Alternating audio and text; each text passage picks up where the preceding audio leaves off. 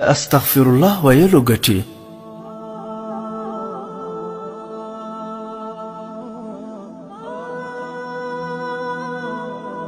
امام حسن بصري رحمه الله ته یو سړی راغی او ورته وویل باران نه وریږي څه وکړو؟ ده ورته وویل له الله جل جلاله نه بخښنه وغواړئ، استغفر الله وایاست. له لږ ځنډ وروسته بل کس ورته راغی، هغه ورته وویل زما میرمن شنډه ده، اولاد مې نشته. امام حسن بصري رحمه الله ورته وویل استغفر الله وایه. دریم کس ورته راغی، هغه ورته وویل زه مسکین یم، هیڅ هم نه لرم. ده ورته وویل استغفر الله وایه. د ده خواته یو کس ناست و، هغه په تعجب سره ورته وویل عجیبه نه ده، د دې دریو کسانو مختلفې غوښتنې وې، خو تا هغو ټولو ته همدا یوه خبره کوله چې استغفر الله وایه.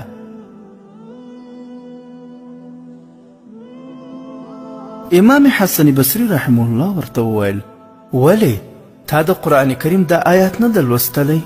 الله تعالی فرمایي فقلت استغفروا ربكم إنه كان غفارا يرسل السماء عليكم مدرارا ويمددكم بأموال وبنين ويجعل لكم جنات ويجعل لكم أنهارا. ژباړه ما ورته وویل له خپل رب نه مو بخښنه وغواړئ، هغه بخښونکی دی، هغه به په تاسو اسمان راووروي، په مال او زامنو سره به ستاسو مرسته وکړي، باغونه او نهرونه به درکړي.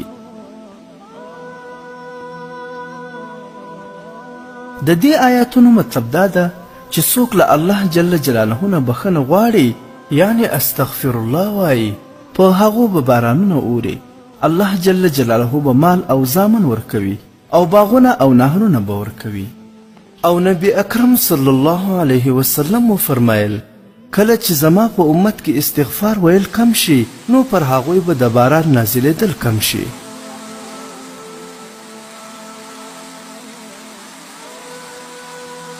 که غواړې چې ګناهونه دې وبخښل شي نو استغفار وایه. که غواړې چې د رزق دروازې درته خلاصې شي او برکت درته پکې واچول شي نو استغفار وایه.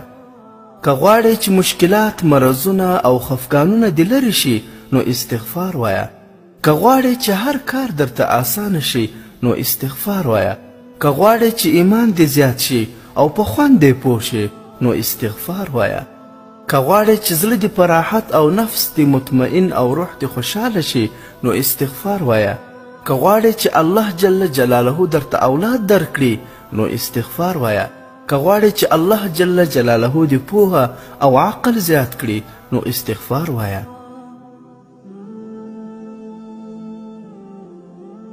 د استغفار ویلو شل حیرانونکي ګټې د حوالې سره. د استغفار په ویلو سره بارانونه کېدل، مالونه ډیرېدل او اولاد ډیرېدل. سورة النوح. د استغفار په ویلو سره د عذابونو څخه خلاصون د سید الاستغفار د جنت تللو ذریعه ده. د استغفار په ویلو الله تعالی خوشحالیږي. د استغفار په ویلو د دنیا د مصیبتونو څخه خلاصون، د استغفار په ویلو عزتمندي حاصلول، د استغفار په ویلو د دعاګانو قبلېدل. صحیح البخاري.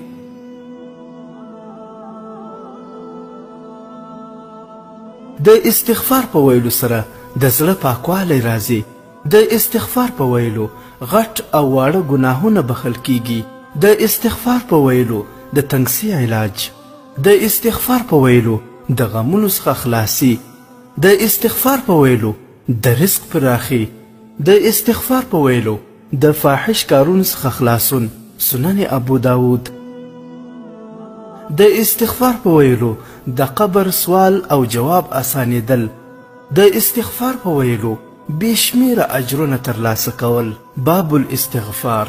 د استغفار په ویلو د وسوسو نه خلاصون. ریاض الصالحین.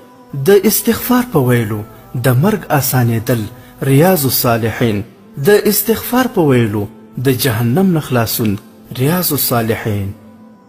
ګران ورونو، دا چې د استغفار ویل دومره ډیرې ګټې لري، راځئ چې خپله ژبه د استغفر الله په ویلو عادت وګرځوو. او نور ملګري مو هم له دې ګټو څخه خبر کړو.